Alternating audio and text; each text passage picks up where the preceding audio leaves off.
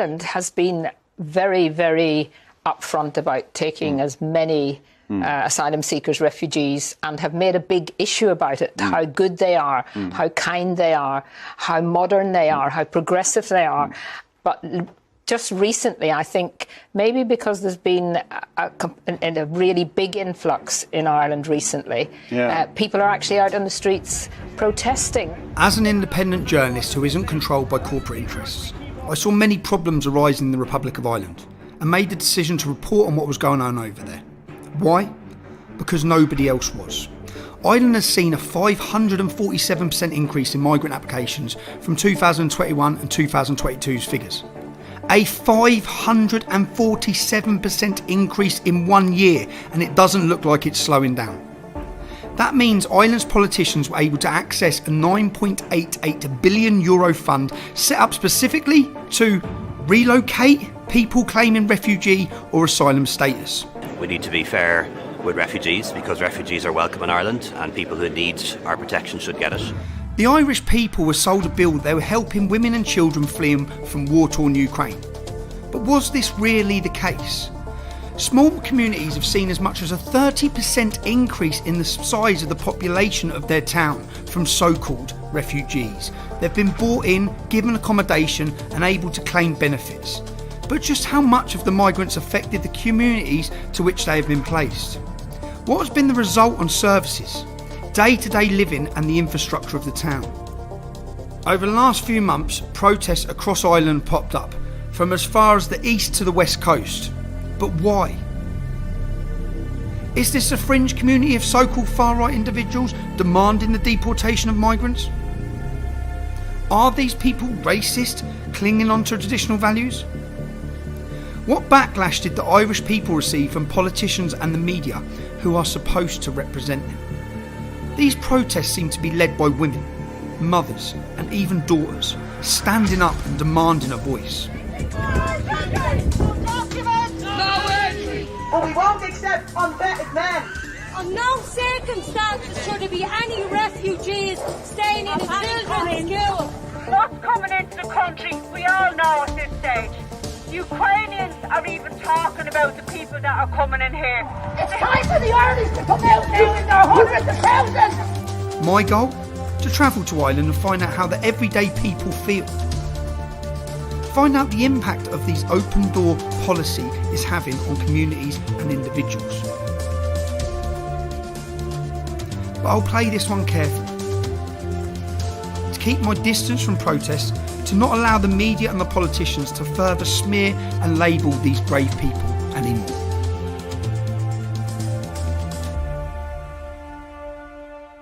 There are rumours that a prominent English fascist will visit Cork in the coming days. I want to send a clear message out as a TD for Cork North Central and a proud Cork man. There is no place on the streets for this man or for anyone who holds his beliefs. He doesn't care about our communities, he doesn't care about Ireland, he cares about spreading his disgusting hate. We're on the way from Dublin to Killarney. Killarney has a lot of problems. Killarney has a population of 10,600. They've put 3,500 migrants in there. We've pulled in on Fermoy. It's on the way to Killarney. We understand there's a school here where they've housed migrants on the school premises. So we stopped off in Fermoy, just another small town in Ireland. This building here is a huge building that's being used to house migrants. I believe African migrants. But to get to this building, you have to come through the community preschool. This is all, on this grounds are 4 schools, 4 children's schools. Community preschool. You come round, there's the other entrance to the school. That's a primary school. And from people we've spoke to, which we're going to meet some of them now, we've been told they're concerned and they're worried. And they're concerned and worried by the actions of some of the migrants that have come into Ireland that have been assaulting women. There's children being approached, and whether it's right that they're housed on school property. So I had one of the fathers say to me, if I want to play football, if I want to coach my son's football team, I have to go through all these Guardia checks, like the equivalent of a criminal record check in the UK before you can go near children. You're not allowed within the vicinity of children until you've done that. 40% of the men that come into this country are undocumented. They get rid of their passports, get rid of their papers. No one knows who they are. They're totally unvetted. Are the men in this building on the property and the same piece of land as these children? Does anyone know who they are? Do the government know who they are? Do we know what crimes they've committed in their previous countries? Does anyone know anything about them? It's not what he tried to grab a child. He tried to grab a child and she missed. Come on, baby. Come on. Yeah, that's what we're in our country. Yeah. Put your penis away, you filthy animal. Sorry. What are you doing taking pictures of my child? Just for me. Why are you? He's after being taking pictures of my child. He's after taking a picture of my child. He's after taking a picture of my child. Why are you videoing that girl walking along? Why are you videoing this girl walking along? Huh? Why are you videoing that girl walking along? You're not sorry. Why are you doing that? I'll not do it again. What? I'll not do it again, I'm sorry. You not do it again? Yes. You're walking down the street following girls videoing them? Better place. What? I'm going to Better Bay. Yeah, you go to Better Bay then.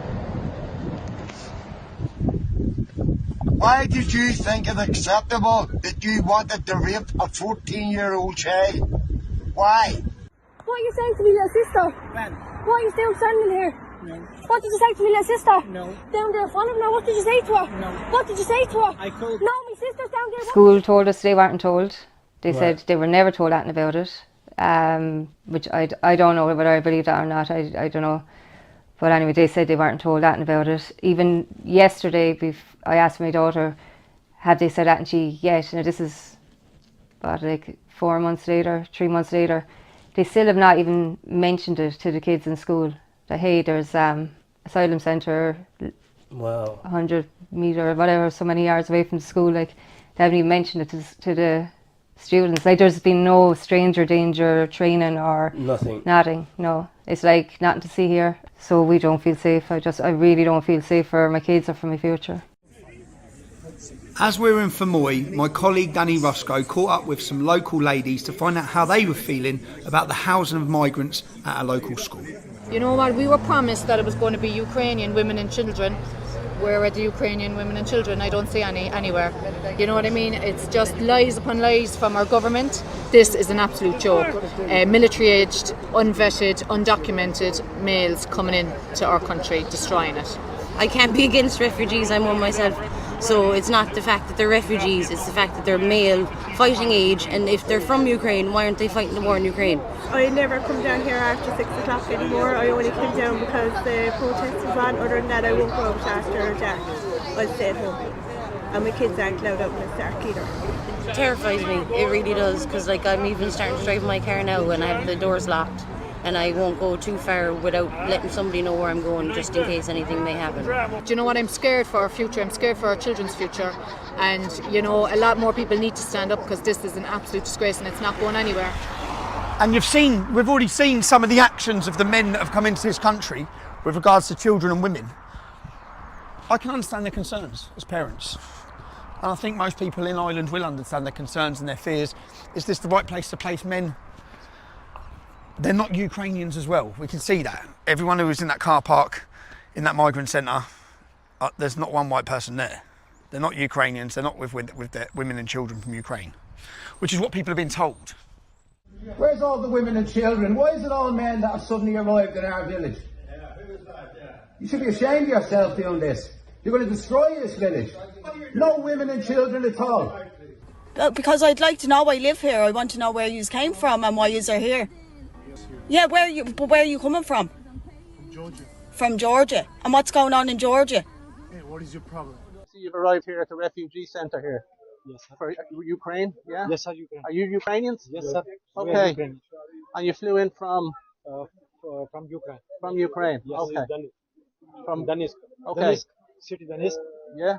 Yes. If you don't mind me saying so, you don't look like you're from okay. Ukraine? No.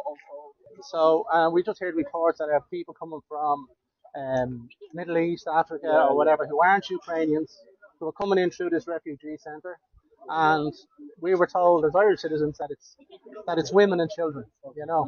So how do you feel about that? Yeah, and you're a Ukrainian citizen, and were you not asked to stay and fight for Ukraine? No, Just we are 60 years now.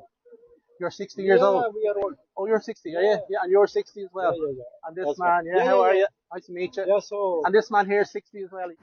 Another busload of men getting dropped off to Ballymorn.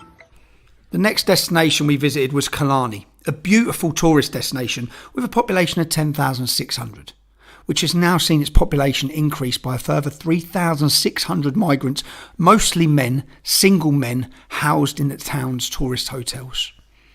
Killarney is a massive tourist town. You know, we're very welcoming, we're very nice people, but no, it's not women and children in here.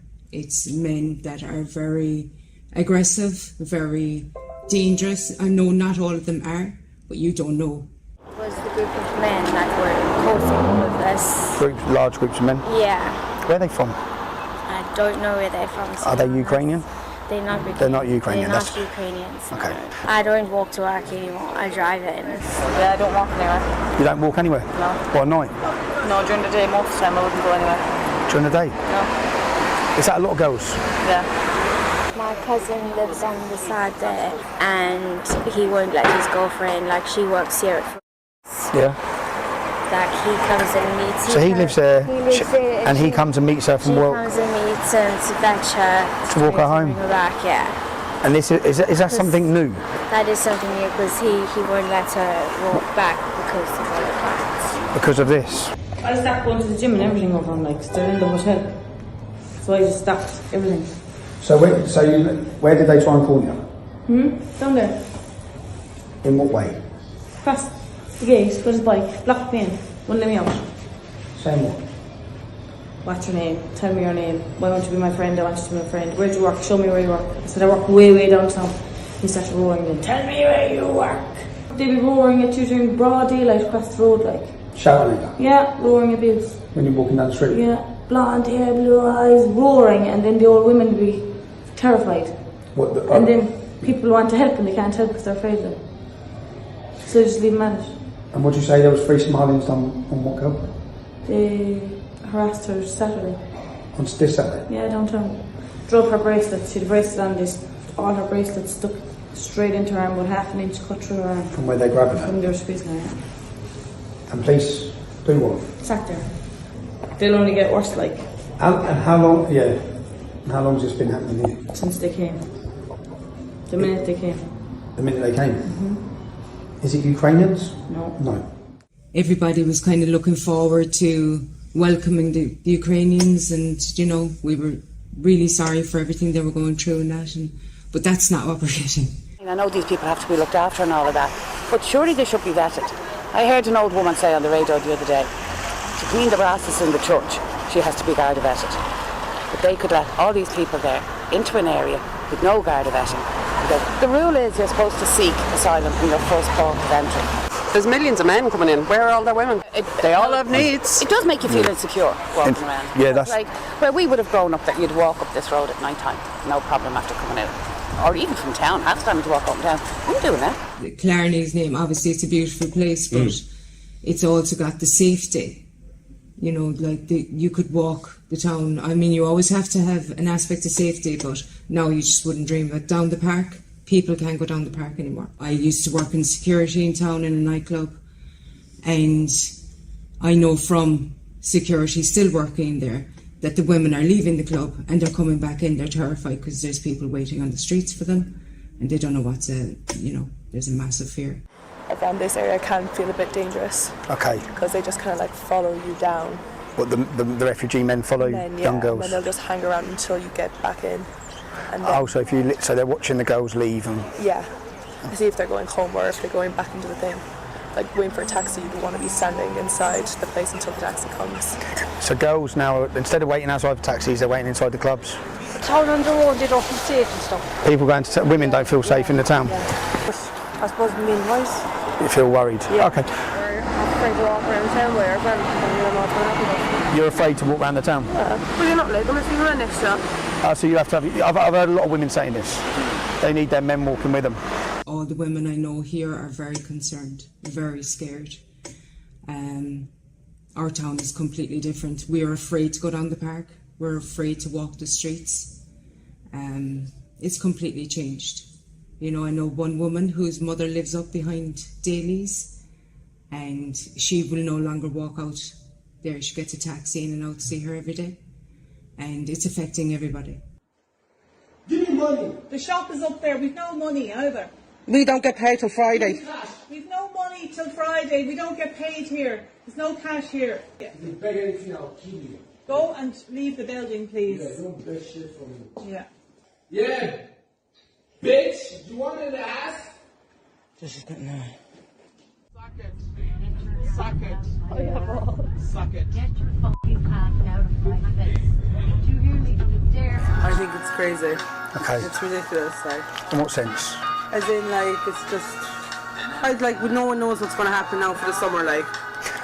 As in, all the hotels are taken and what effect would that have on businesses? Is that what people are worried about? basically, yeah. Okay. Yeah. Well, we're fine at the moment, but like so many places have closed down.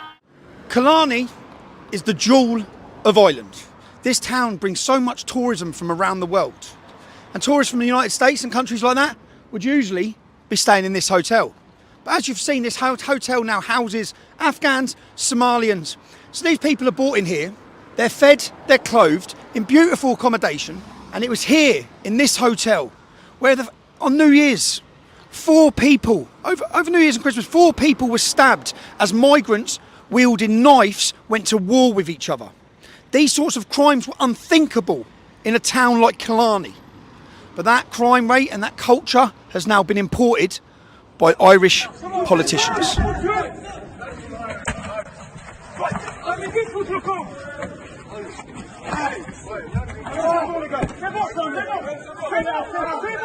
I hate the dog and hate it with the same brush, but there is a big shift in the last 12 months. Big shift in the last 12 months, and is that shift, as a woman, do you feel less safe, more safe? Do you feel is there a problem with safety? Like I'd always be the type of independent to think I could walk everywhere by myself. I always have been, but I wouldn't now. Like even the road I used to walk to, there's lots of lanes going up to it. I wouldn't park there if I'm finished later because it's dark and you hear lots of stories or people talk that's not reported of and things. So when you say not reported of, so that you're hearing other stories of attacks against females that have not been reported by the media. And you know that from, because this is a small town. Yeah, we all kind of talk. So like, I don't even know some of them were even reported to the guards, but I know amongst themselves they've talked and stuff. Joe, and just things get around and you hear even just little things like Joe, they try and grab them and they run away, and it might not be Joe. It seems small, but it could be a different outcome. A female friend of mine was mugged while she was taking money out of the ATM. She was really sick. There was a Polish boy walking the Mission Road last Sunday night and he got attacked. His teeth were kicked out, and you know, it's all the guards appealing for witnesses and looking for people, but there's no one being arrested. Yeah. So that's a worry. It's a concern, you know. I have heard of 2 rapes by males, one in a local pub and one in this car park. In this car park? Yeah. By migrants? By migrants to 2 different males, yeah. I wonder how many of these sorts of attacks are going unreported, because I don't know if it's the sort of thing men would report. No, I don't think they would. And I don't think, because it's Killarney, I don't think it would be told even if it was. So you think, because it's Killarney's history is it's a tourist destination, everyone I've spoken to in this town today are from America, Canada. Do you think they're trying to preserve the reputation of the town by... So that's a local feeling that attacks are being covered up? Literally, every single female I've spoke to is scared. Scared to walk down the street. They know people who have been sexually abused and assaulted just in this small town of Killarney. Okay? Now, there's been allegations that some of these sexual assaults by migrants are being covered up. Why would they do that? Well, the reality is, all the Irish women that live here, they don't walk down the roads anymore. They changed their routes. They're being harassed and being attacked. This town makes all of its trade from tourism. Tourists from the United States, tourists from Canada. Would those tourists visit if they knew there were now no-go zones within this town due to sexual harassment by migrants from Somalia, Pakistan, Afghanistan? Where are the Ukrainians we keep hearing about? This town and its economy is going to be destroyed, and the people of it are fearful. Now you see all these girls, every single one of these girls has said, will you say that on camera? No, no, no. They're all scared to speak on camera. Would you be willing to say any of this on camera? No. No, I don't know what I'd like to be on the camera. No, okay. Why wouldn't you be willing to say it on camera? I just wouldn't. Would you be willing to do an interview on camera?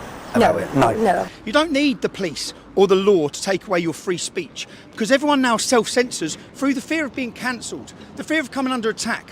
When you've seen their politicians in this country are destroying the names of people, calling them racists. You see the people who are out on these streets. Every one of those women that you've seen in these covert recordings who are in fear, the men on the streets and the women on the streets are giving a voice to the voiceless, to those people. And politicians in this country are slandering them and attacking them. And as you've now seen, if a journalist come down here and walk down this town centre with a camera like this, they'd walk away and say, there's no problems there. You've seen the problems. Irish women should not be in fear to walk their own streets. This problem's not going to get any better. With all the problems you're seeing, all the problems you've heard, what's the government's response to this? Bring in more. 60%, today we found out that 60% of the people coming in and claiming asylum have no documentation. They do not know who they are. This is just a small town in Ireland, and this is going on across the country. Hardly without any debate in Ireland at all, the percentage of the population, 17% of the Irish population at the moment are non-nationals. 17% of people born in Ireland currently live outside Ireland. So it's a one-for-one replacement. Have you kids there, Clive? I have 7 children. Any daughters? I have 5 daughters, 2 boys. And all my kids are afraid to leave the house. And that's terrible. In a neighbourhood like Cabra, no way, not under my watch. I will die before that happens. Simple as. Very concerned father there, very concerned father. So do you have an answer why I'm scared to go to school? Do you? No, just roll your eyes up to heaven. Do you have children? Are you going to protect them? Exactly. They're all waiting for your wives or your children to get raped and get taken or get murdered. I've come to Finglas, which is an area of Dublin, and I come to speak and hopefully interview one of the main activists who have been leading these protests. Only problem is, he was arrested. He was arrested by the local police, and he now has bail conditions from a judge. And in the judge's words, I'm banning you from the internet. He's banned from all social media. He couldn't do an interview because he'll end up in jail. Now, this is a worrying trend. I've experienced this in the UK. False charges which give you bail conditions for 6 months, prohibiting your activities or your activism and your democratic rights to freedom of speech and freedom of assembly. Now, when I started looking and investigating to understand what the police are going to do here, because these protests are springing up in every estate, in every area across Ireland. And then I come across this bill, this proposed bill that they want to introduce into law in Ireland. And this should terrify everybody. This is a protection of private residents against targeted picketing bill, which sounds okay. We don't want you protesting outside people's residences or outside the front doors of their homes. But when you read into this to actually see what they're proposing, in this act, minister means the Minister for Justice. Protest includes to advise and or persuade or attempt to advise and persuade or otherwise express an opinion. This law, if they bring it in, will get you 12 months in jail for expressing an opinion against economic migrants being put onto your housing estates. That's what it's going to do. You get 12 months in jail. Now, to many people who might think that's ridiculous, that will never happen. The protest started in this town because a young girl, I believe she was 20, was raped or sexually assaulted when she was taken out of a taxi.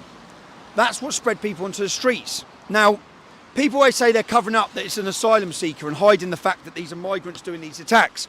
If you go to the National Union of Journalists guidance, they now give guidance on how journalists have to speak when they're speaking about economic migrants, which they call asylum seekers. The National Union of Journalists, this is for all journalists, this has come from the United Nations, you know, the people who are orchestrating and organising the influx of refugees and economic migrants into your countries.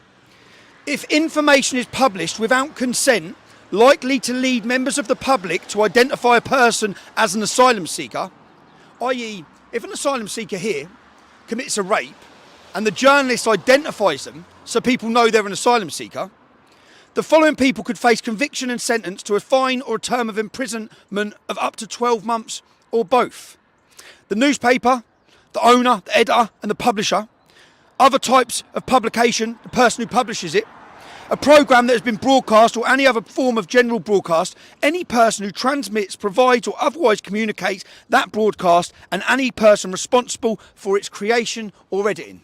So they cover the cameraman, they cover the editor, they make sure they cover everything. So if an asylum seeker rapes someone or commits a heinous crime, they're not allowed to tell you. I was just wondering, what publication are you from? I'm from the Irish Times. The Irish Times. Why do you interview the leftists but not the concerned citizens? Why do you interview them but not us? I'm here doing my job. Oh, you're not doing your job if you're only getting one side. And I think people have a right to be concerned about any efforts by the state to criminalise people who peacefully express their view. There are serious issues of human rights at stake here, and also in the context of proposed hate crime and hate offences legislation, we have to watch very carefully the extent to which the state might seek to encroach on what were previously regarded as basic human rights. Now, people who bank on the due process or the legal process to keep them safe in this country, there was an attack on a young Irish female, a teenager, by a migrant man. People apprehended and they detained him. What did you do, mate? He was arrested for the sexual assault of a minor. When he was arrested, he said he was Moldovan. Then when he gets to the police station, he says he was Romanian and he has a Romanian passport. So he gives an address for where he lives. The police go to the address where he says he lives, and when they go there, the people at the home don't know who he is. The other migrants don't know who he is. He then goes on Google Maps and he says, that's where I live. And he points to another address and he says his passport is in that address. The police go to that address. There's no passport. What does a judge do? Bearing in mind 60% of the migrants that come in here get rid of their identity. We don't know who they are. They might be wanted in other countries for crimes. They do not know who they are. The judge gives him bail. He lets him back out after sexually assaulting a teenager on the streets, grabbing her, and then he gives him a bail condition to surrender his passport. You know, the passport that he doesn't have. Does this man have any other bail conditions? You've heard about Graham Carey's bail conditions, not to use the internet. Is this man banned? Is his rights or freedoms taken, this migrant? Is he allowed to approach other girls? Yes, he is. He doesn't have the stringent conditions put on him that Graham Carey, the nationalist representative and the community representative against these crimes, has put on him. There's a judge on another case. There was an Algerian rapist. When you discriminate against your own people, the Algerian rapist was taken to court and he was convicted. And in the judge's words, if you were Irish, if you were an Irish citizen, you would have got double this sentence. He halved his sentence because he couldn't speak English, and prison would be difficult for him. This is a man who's come into this country and he's raped women from this country. And the judge treated him favourably and halved his sentence for that. If you're Irish, you'd have got double this sentence. We'll go now and speak to a survivor. I'm not going to call her a victim because she's a survivor who's coming out fighting. We're going to hear from her about what this open border policy of allowing unvetted, undocumented migrants into this country, the effect it can have on the ladies and the women of Ireland. I flagged down a taxi. When I got in it, everything was grand, but he drove past my stop, which I thought the language barrier then again, because he wasn't an Irish national, that he misunderstood me. And when I started panicking and looking out the windows to see where he was bringing me, he had slipped something in my drink and I drank it out of nerves, obviously. And with that, I felt a hand behind the head, bounced off the dashboard, and there's like an hour, maybe 2 hours, that I don't know what actually happened. They did a rape kit as a precaution, and it had came back that there was semen found in 3 parts of my body. So I had been sexually assaulted while I was completely out cold. He'd raped you?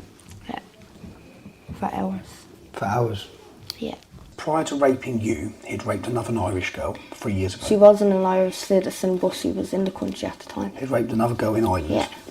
But prior to that, he was already wanted for rapes in Austria and France. Yeah. So he's a foreign national? Yeah. Was he in there illegally? I don't know.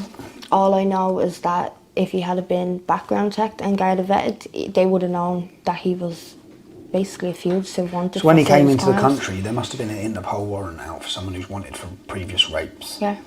But yeah, he was in Ireland. Yeah. Was he a taxi driver? No. He wasn't? So he wasn't registered or anything, so the only conclusion we could come with is that he must have gotten stuff online. You So know, he wasn't- the sign, like he had the sign and everything. He had the little thing, you know, on the front of the taxi where it says his name and his taxi number, but it wasn't real. It was all fake? Yeah. So he obviously, it was all premeditated. He knew what he was doing, and the previous attack, I won't go into details, but it was pretty similar. He just said that basically that he didn't have to ask women for sex. In his culture? Yeah. It has scared me. I'm afraid to go down the road. I don't like going out when it's dark. Like, it's just terrified me and it's traumatised me. Like, I have PTSD, I have to deal with that, with flashbacks and everything, and I have an autistic child, which I love to death, and that's what's keeping me going, but this shouldn't have happened. Like, if something was actually done and they realised the importance of Garda vetting, this would not have happened. How many persons are deported by the state per annum, and how many persons receive deportation orders? Yeah, actually the figure is 140 people who were removed last year under deportation orders. So the obligation is on people to remove themselves from the state, and many people do. So the question that leads me on to is, are there any jurisdictions that refuse Irish deportees? There are difficulties with some countries, particularly in relation to getting... Could you identify some of the jurisdictions? Usually countries where there are unstable governments, okay.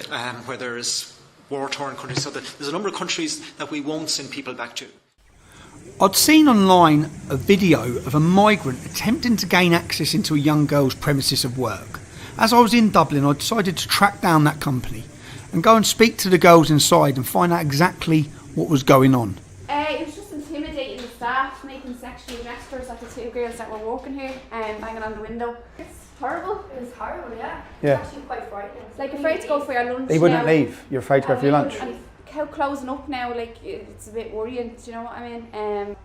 And is this something new? Has that happened before? Or is that a new it's thing? It's just a new thing because a lot of hostels have opened up along Dorset Street, and I think they're opening a bit more, so they're all just drinking out on the street now, whereas before it wasn't as much as it is now.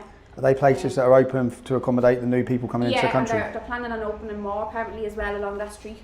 Yeah, like I wouldn't go for walks in the dark. You wouldn't? This is No. right now. Is that a new thing? Yeah, it would be a new thing, yeah. I would have never even thought like that before. But it is scary because now I'm nervous even letting my daughter, who's 11, walk around. Which is bad. You don't want that. You don't want that. Like thinking, oh, she's going to a friend's house to a shopping centre. Is she okay when she walks out? That's a shopping centre. I'm more nervous for my daughter. That's a fact. She's 23. Nervous now? I don't like her going out. There was an incident here ages ago where a girl was kind of a fella approached her and grabbed her and and she walked off. And I'd said to my daughter when I saw it online, I said it's scary how she just walked off and took no notice.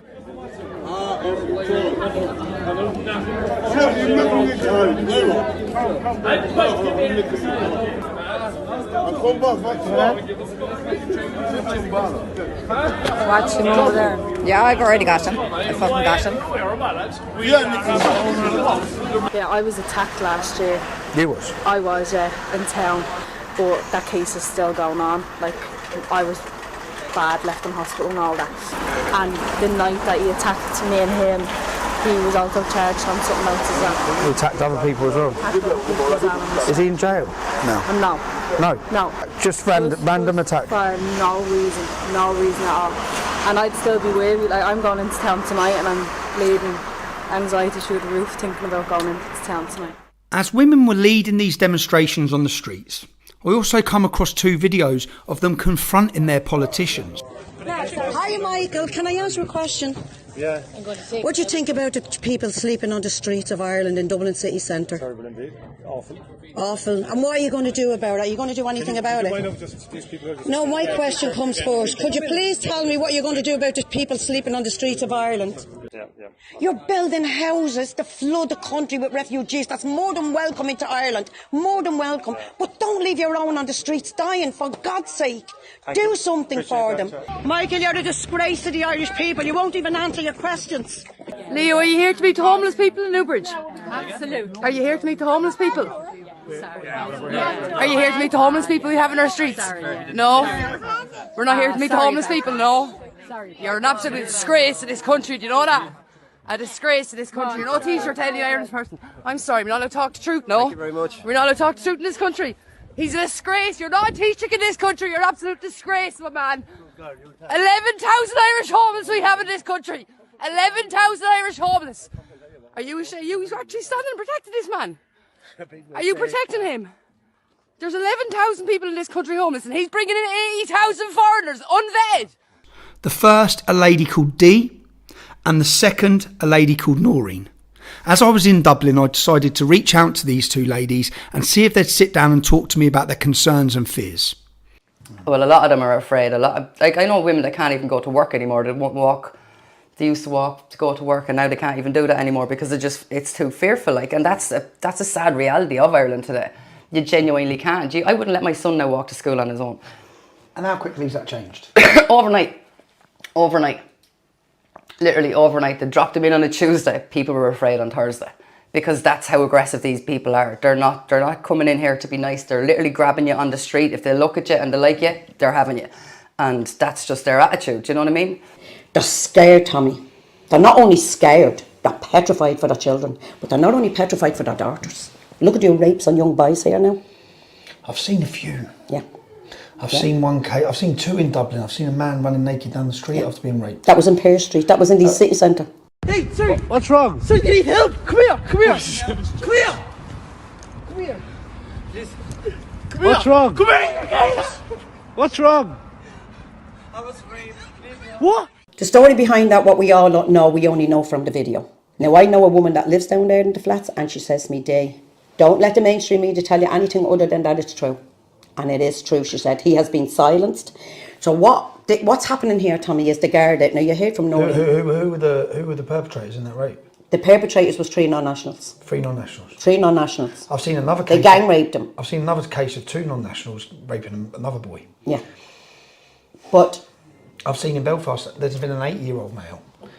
But you see the way the story went around, that that man walking his dog that was raped by the three of them and held overnight. Well, he wasn't held overnight, he was held captive. I've just found out that wasn't a man, it was a 14-year-old boy. And what's happening here in Ireland is the victims of these rapes. Now, as I said, they're not just worried about their daughters. People are now worried about their sons. They're not looking after us. They're not looking after the people, the children. They're not looking after the children, and it has me really frustrated as to why, for instance, our government last year spent 5 million bringing over Ukrainian pets. 5 million to bring over Ukrainian pets when we have 83,000 disabled children in our country who can't get services. There's a lot of convicts getting allowed in now, because that's where they've just been thrown here, and we're letting them in, probably not doing any vetting or anything on them, and just they're allowed to walk. 60% of them don't have any papers. That's what I'm saying, Who are they? Someone I was told who works in the airport. People are actually getting their passports and shoving them down the toilet, blocking up the toilet systems, because they don't want to give their papers because of that convicts, because they're convicts. Yeah. So because otherwise they would get their papers if they're genuine asylum. Exactly, you wouldn't have a problem with that. These men came to Ireland without proper passports, visas or travel documentation. I've just passed through the airport. I had a passport of someone that looks like me. They get their meals paid for them. Everything is handed to them. So all that money they get to go and spend and go out in the streets, and that's what's happening. That's where our crime rate's jumping up then, because they're going out attacking our women. They're going out and attacking our women, and then our guards are asking us to keep quiet about it. Do you know what I mean? It's happening in front of our eyes every day. We got that little girl. Now, I can only judge by the video on the Lewis line. You can judge by her clothes. Okay, this is the Lewis line is the tram stop? The tram, you call it, we call it the Lewis, you call it the tram. That child was only she was only a teenager, and people were saying, how do you know that? Look at the clothes on her. She'd Nike runners and she'd cropped trousers, and you can tell by the clothes on her she was only a teen. And it was a woman and a man. Now, they were caught. There's not a thing about them in the papers. If that was an Irish woman and an Irish man, that would be plastered everywhere. Their names, their addresses, everything would be out there. We know why. We've looked at the laws of the journalists, of how they're telling them they have to report. And he was left to be able to do this. And people are being asked to stay quiet, that they're non-nationals, that they're migrants. This is sick. Ireland has become a very, very sick country because of the government that self-elected himself. This man recorded my young girl, so I'm releasing footage of him. As Gardaí advise, hands are tied. Filming minors is not a crime. Parents need to be aware, for 45 minutes, he filmed children and even spoke to some. He was asked what he was doing. Meeting a friend, he said. What grown man meets a friend at a playground? A friend who never came. What are you doing? Waiting for my friend. This is the thousands and thousands that have registered just in January. Georgia, Nigeria, Algeria, Somalia, Zimbabwe, Afghanistan, South Africa, Pakistan, Albania, Botswana, Congo, then Ukraine. This is in the list of the amount. Back to Ukraine, there's hardly any compared to the rest of the countries. Egypt, which is all that your politicians are telling you, is to house the Ukrainian refugees. Egypt, Morocco, Mali, Syria, El Salvador, Ghana, Sudan, Iraq, Sierra Leone, India, Ethiopia, Bolivia. All single males. Swaziland. All single males. Uganda, that's my question. Kenya, Iran. Why are we taking them? Cameroon, Togo. How many countries do they have to pass to get to Ireland, like? Angola, Brazil, Mauritius. It's supposed to be here in a safe country. It's just a scam. I'm just asking people, where have you come from? Somalia. Somalia? Yeah. How long have you been here, lads? 6 months later. 6 months? Yeah. And nice? Yeah. Nice. How did you get here from Somalia? Somalia? Yeah, how? Fly? No. Somalia, from Ethiopia. Yeah? We have a residency here. Yeah. Oh, you got, now you've been given citizenship? Yeah. Oh, did you come as refugee? Yeah. Okay, so you went from Somalia to Ethiopia. And then where? To Sudan. And then to Sudan, and then where? That's what I want to know. To Libya. To Libya. And Libya to Italia. To Italia? Yeah. And then when you was in Italy, would you be safe in Italy? Yeah. You were safe in Italy, yeah. Where are you from, brother? I'm from West Africa, Togo. Yeah, Togo? Yes. Okay. Where are you from, brother? Togo. Togo, all Togo, yeah? Togo. Are you from Africa as well, my friend? From Georgia. Egypt. Oh, okay. Afghanistan, okay. Are they treating you okay in here? Yes, everything's okay. Everything's okay. Somalia, you come there? Afghanistan. How long have you been here? About 4 months. 4 months. If you're from Afghanistan, how did you get here? Through illegal. Illegal? Yes. Which way though? Which countries did you come through? Through 14 countries. 14 countries? Yes. Wow. Italy, so to UK? Yeah. So you went to England, that's where I'm from. So you went to England and then come to Ireland? Yeah. You was in other safe countries? Yeah. How come you didn't stay there? If you've gone through 14 countries? As I have mentioned that my target was Ireland, so that's why. So your target wasn't safety, your target was to come to Ireland? Because safety would have been safe. Both of them include. Ireland was most. Roderick O'Gorman has basically sent out search parties looking for asylum claimants around the world, telling them that they can all get a free house or free access to housing, free healthcare, free education 4 months after they've got approval for their asylum application. We need to take a closer look at these messages and these tweets by Roderick O'Gorman. This is for the people who still think this refugee crisis is organic, that it's not planned. Roderick O'Gorman in 2021 uses his Twitter feed to put out an appeal for people to come to his country, telling them they'll get the key to their own front door within 4 months. The 5 languages he translates his posts into: Albanian, Arabic, Somali, Urdu and Georgian. Now here is a list of 48 different countries that migrants have claimed refugee status from 12 months after his posts. If we look at just the top 9, 7 of the top 9 countries, if you look at the countries he put out in, 7 out of the 9 are the languages that he appealed in. This result and this refugee crisis is a direct result of him and the Irish government appealing for people to come to their country. Roderick O'Gorman put out a little leaflet inviting all these people over here and offered them houses within 4 months, considering we have a housing list where there's people waiting for 12 years. But yeah, our government are coming in and they're throwing all these people, like you get people landing on a plane on Tuesdays and by Friday they're being housed, they're getting medical cards, they're getting dole, they're getting everything. All that money that the government's putting into them could be putting into our own homeless people. Yeah, okay. And there's a lot of homeless people that's on the streets who are dying. I know. 95 last year. 95 Irish women, 95 Irish people died last year from homelessness. No issue with once you look after your own people first and try and help with the homeless crisis that we have as well. Yep. And then everybody else coming here. Our schools are oversubscribed, the hospitals are oversubscribed, doctors, like it's not feasible. We're not equipped to look after ourselves in this country. We have 11,666 homeless people in this country. The house was taken off you when your parents died and they didn't have you on the rent, was that? And you were just told to leave.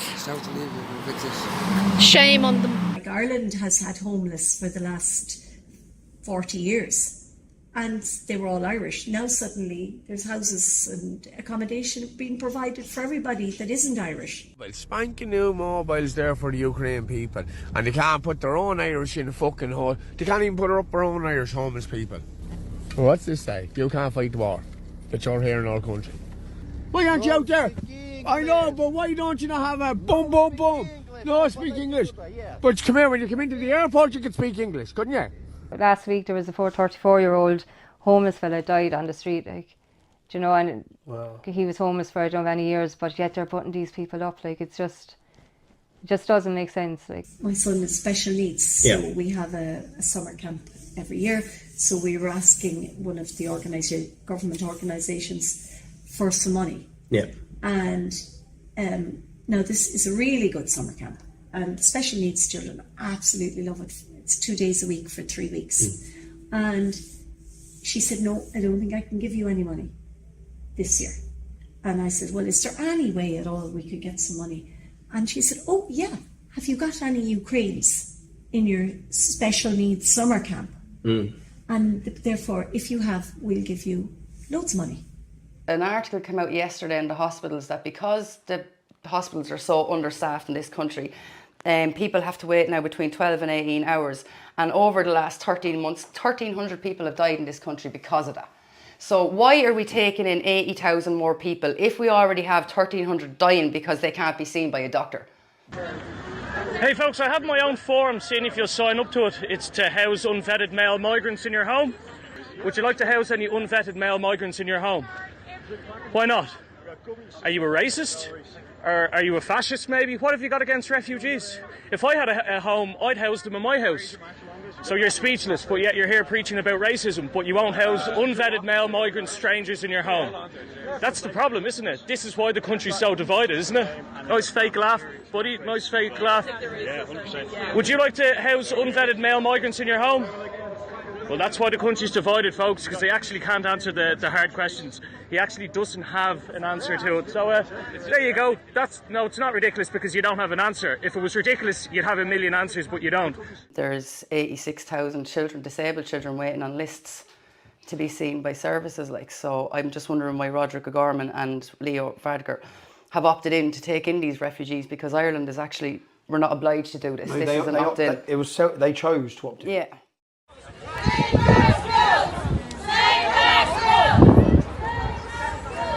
Ruth Copinger, and of course a person that has no kids, Roderick O'Gorman, actually cares about your children. Like, you couldn't. I mean, look at this place. If you cared about children, you wouldn't do this.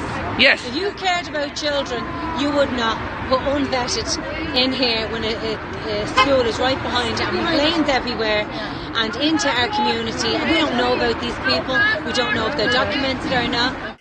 People are taking the streets to alert the political establishment of communities overwhelmed, unable to handle the volumes of people entering Ireland.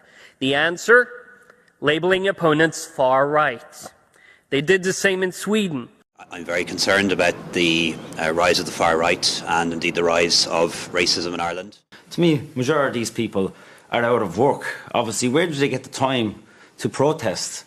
So my opinion is, you know, these people are out of work. They've nothing else to do. racists and the far right will blame whatever problem the country is facing on migrants. That's the way it works, that's the way they think. So if we have a housing crisis, it'll be the foreigners are taking our homes. If we have an unemployment crisis, it'll be the foreigners are taking our jobs. If we've got high levels of crime, they'll blame the foreigners for the high levels of crime. If there's violence against women, one of the oldest tropes in the book, they will blame that on migrants and people who've come here from overseas, particularly those who are brown or black. It's unbelievable. Like, you look off gaslighting, it's what they're doing to us. Like, they're telling us one thing and then calling us names then when we say, actually, that's not what you're doing. Like, and we're getting called names then and getting called a racist. You know, the way they're even talking about people that are standing up for the country, standing up for their communities, you know, calling us racist. That's disgusting. Aisling Murphy, a girl, was going for a run. She was a school teacher in our country. She was out going for a run. She was probably exercising is what she done every day because our country was safe at what you would be able to do it. And that girl got attacked and killed on her jog. It's an invasion of what's happening. And you can see that with the statistics of rape. I have another thing here. Rape in 2021, it went up 7%, and in 2022, I think it went up 12 or 13%. Well, I don't think we're racist. I think we're just actually protecting ourselves because we've seen what the outcome is, and we're hearing stories. And you're seeing, like, you've heard, say, a woman's getting attacked in the park right next to your home. You're hardly going to just go and risk that just in case, like, you know. Because I don't want to be seen as a racist. Oh, I don't want to be seen as a racist, but yeah, you're going to risk yourself walking through a park in the evening.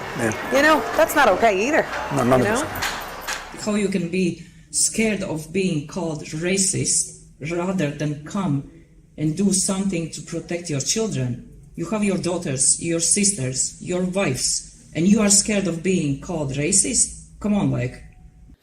You know what's really, really sad? All you people that are commenting right now and calling us racist. And all you hobnobs stuck up your fucking own arse, virtue signalling whores who would have a candle for Aisling Murphy, but don't dare talk about the fact that the person who killed her was an unvetted man known to the cops who'd already done this. So when I was doing my research into this stuff, I came across this paper, Funding in the Areas of Migration and Border Management. Now, what I discovered is the EU, since Ireland started taking in these refugees, the EU started funding us for a Dublin Rape Crisis Centre, working with refugees and asylum seekers. So it's why is the EU funding us for a rape crisis centre? What do they know that we don't know? Do you know what I mean? They know exactly what they're allowing to come over into this country. There's always a great chance to have a national conversation in the aftermath of a tragedy. So a few months ago, we had a very awful murder of a young lady in the centre of the country, a teacher who was walking home from school. And we had a national conversation about misogyny and the terrible awfulness of Irish men and rape culture and how young men had to do better and how we had to teach boys to be better in Irish primary schools and so on and so forth. And then eventually they arrested a suspect who, I should say, a suspect, he has yet to be convicted, but the suspect was from Slovakia, who moved here when he was 22, which sort of undermined the idea, in my mind at least, that a national conversation about young Irish men was a particularly helpful thing to have. And so in last week, obviously, we had these awful events in County Sligo, which was a great opportunity for a national conversation about homophobia and our attitudes to gay men. I mean, let's set aside here for 1 second the fact that the Republic of Ireland was the very first country in the entire world to legalise same-sex marriage in a popular vote of almost 2-1. So clearly we can't be that homophobic. We then had the Minister for Justice, the Irish Minister for Justice, a lady called Helen McEntee, come out and say that the crimes were a call back to an earlier, darker time that we had left behind. That's not an exact quote, but it's a pretty close approximation. And then a couple of days ago, the Gardaí, the police, made a breakthrough and they arrested, again, I want to be very clear, a suspect who has not been convicted as of yet, but their prime suspect, a very strong suspect, a gentleman who they allege, the police allege, committed these crimes out of an excess of Islamic zeal. So, I mean, when the Minister for Justice says, a hark back to a darker time, I struggle to remember any time in Irish history where gay men were being beheaded by Irish people. And once again, we have this kind of bizarre attempt to have a national conversation about the thing that isn't actually the issue at all. Because the real issue in this case appears to be how well we integrate people into our society if we accept to bring them here to begin with. They will come again for votes. They will come again to the people. Right now, I don't know where they are. You know, they sold us out. They really did. They do not care about their own people. Obviously, they're making money out of flooding the country. You know, that's what it would look like, and that's all that appeals to them. I'd say shame on every single one of you. Every single one of you have sold this country out, Sinn Féin especially. They've lost the support of the people of Ireland, 100%. 100%. Every single person in that doll should hang themselves in shame for what they've allowed to happen to our beautiful area. Every single one of them. Shame on them. People before profit, they're not people, they're profit before people. It's Irish people who pay your wage. I don't think they should get their wages anymore. Do you know what I mean? That should be taken away from them. I think the whole thing should be stripped away from them because they don't deserve anything in this country. They're not looking after the Irish people. They're looking after the EU and the UN's agenda. And that has to stop. Protect your people. We put you there to protect us and to do your job, you know.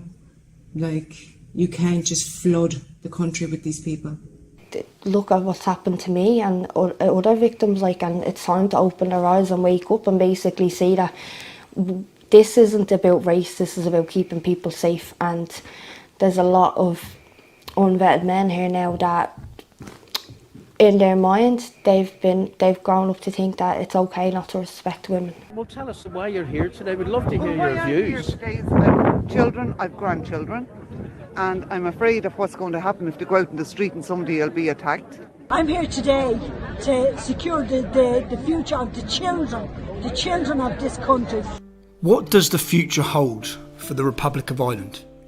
If the politicians get their way, with all three political parties pushing for more open border migration, more so-called refugees, more unvetted, undocumented migrants?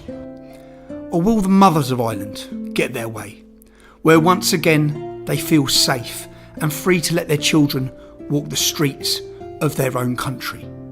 One thing's for sure, the women and the mothers, they don't look like they're backing down. There's definitely going to be a battle ahead. If it keeps going on the way it is, our town won't be recognisable.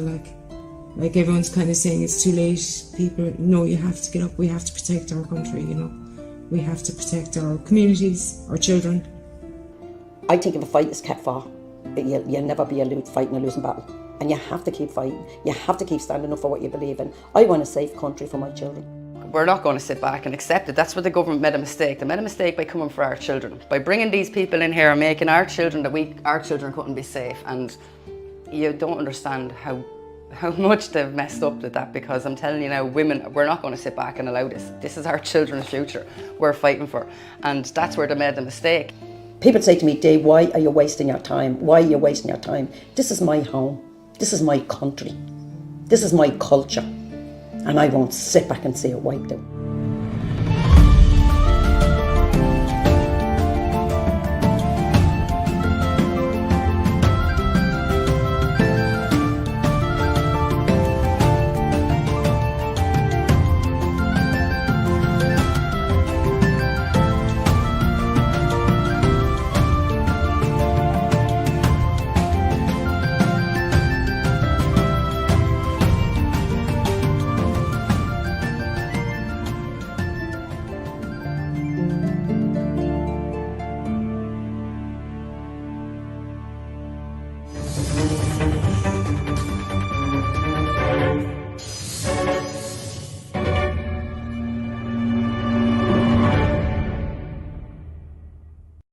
Do you value the content we bring you? We bring you the stories that no one else is willing to, but we can't do it without your help. If you can support us and help us, please go to urbanscoop.news/support us. We need your support.